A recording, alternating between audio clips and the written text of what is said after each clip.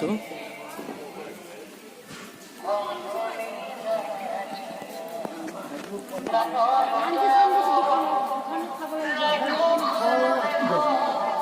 এতিয়া আমি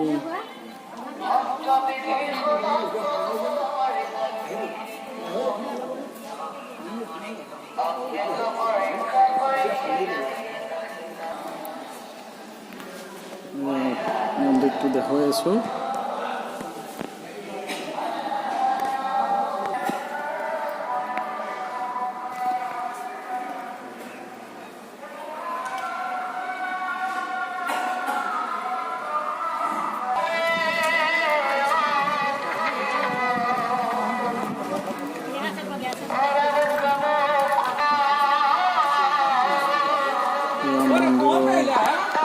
ভাই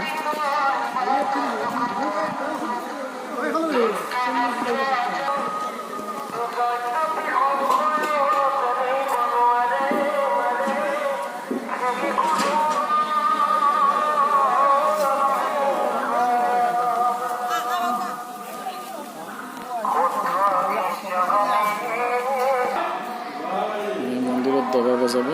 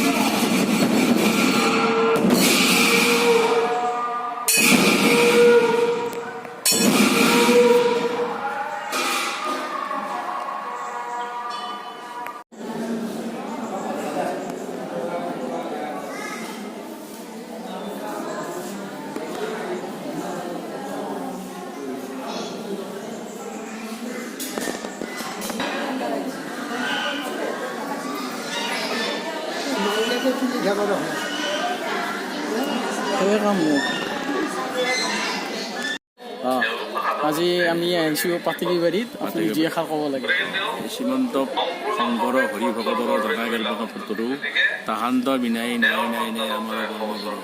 আজি আমি সংগীতৰ কেইজনমান ভাৱবন্ধ পাই মাতৃসকলক লৈ পেলাই শ্ৰী শ্ৰী শংকৰদেৱৰ জন্মভূমি পাতেগুৰি সত্ৰ আলিপুখুৰীত উপস্থিত হৈছোঁ। এয়া আমি সত্ৰৰ মূল প্ৰৱেশদ্বাৰ দেখুৱাইছোঁ। এইটো হ'ল আমাৰ সত্ৰৰ মূল প্ৰৱেশদ্বাৰ। এইটো দি এনেকৈ গোসাঁইঘৰৰ ভিতৰত সোমাব পাৰি।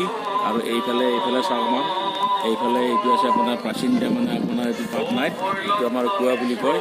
এইটো ইয়াতে মানে কুঁৱা আছে। আৰু এইফালে আহি ধৰক এইবিলাক আমাৰ যিবিলাক ৰাইজ আজি আহিছে ইয়াতে এই দেখা পাইছে আপোনালোকে।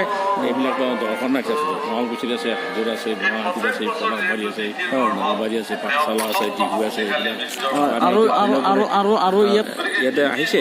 আৰু ইয়াতে এনে চাব লগা কি কি আছে? ইয়াতে আমাৰ ৰান্ধনীশালা এটা আছে,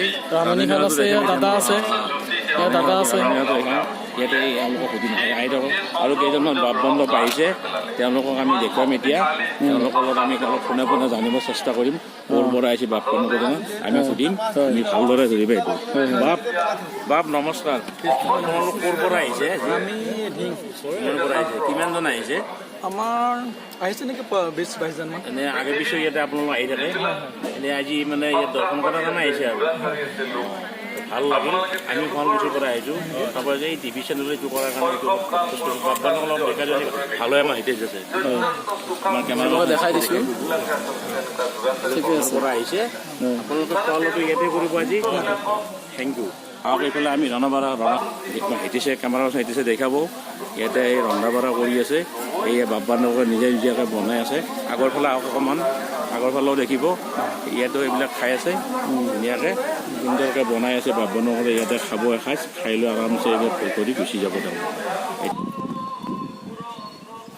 এইটো শ্ৰীমন্ত শংকৰদেৱৰ যিটো আলিপুখুৰী বুলি কয়, এইটো আলিপুখুৰী। ইয়াতে মাজতে এইটো দেখিছেনে ওখকৈ এইটো বগাই যি দি আছে ৰং, এইটো আচলতে গুৰুজনাই ইয়াতে স্নান কৰিছিলে। এইটো কুঁৱা হয় তেখেতৰ। আৰু এইটো আলিপুখুৰী চাৰিওফালে বেৰাই দি আছে।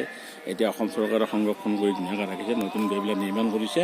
আৰু এইটো মূল প্ৰৱেশদ্বাৰ আমি গৈ আছোঁ এইফালে চিধা এইখন পাটকাইবাৰী সত্ৰখন দেখা পাওঁ এইয়া এইটো প্ৰৱেশদ্বাৰ এইফালে এইদৰে সোমায় আৰু এইফালে মণিকূটটো আছে এইফালে আগৰ ফালে এইটো মণিকূটটো এই মণিকূটটো আৰু এইটো নতুনকৈ আলহী ঘৰ বনাইছে এইফালে এইটো তোমাৰ বাওঁফালে এইটো সুন্দৰকৈ অসম চৰকাৰে অলপতে নৱনিৰ্মাণ বনাইছে এইটো মানে আলহী ঘৰ বনাইছে এতিয়াও মানে আলহীৰ কাৰণে উদ্বোধনী কৰা নাই এই বহাগ বিহু মাঘ বিহুৰ সময়ত এইটো ৰাইজৰ কাৰণে অসম চৰকাৰে মুকলি কৰি দিব ঠিকে আছে এইটো দেখিছে এইটো মন্দিৰৰ মূল মন্দিৰৰ মানে ওপৰৰ ফালে দেখালে অলপ ভাল হয় এইটো মণিকূটটো এইটো বৰ্তমান নতুনকৈ নিৰ্মাণ কৰিব পুনৰ নিৰ্মাণ আমি গম পোৱা মতে এতিয়া নিৰ্মাণ আৰম্ভ কৰিব বিহুৰ পিছতে মাঘ বিহুৰ পিছতে আৰু এইফালে আমি সন্মুখৰ পূবফালে আহিছোঁ মন্দিৰৰ মণিকূটৰ পিছফালে আমি আহি আছোঁ দুজনে খোজকাঢ়ি এইবিলাক ধুনীয়াকৈ তলৰ ফালে দেখি অকণমান এইবিলাক বনাইছে ধুনীয়াকৈ লগ পাৰি এইবিলাক বনাই দিছে এইবিলাক সুন্দৰকৈ বনাই আছে চৰকাৰে কিবা গাছ আছিল চাগে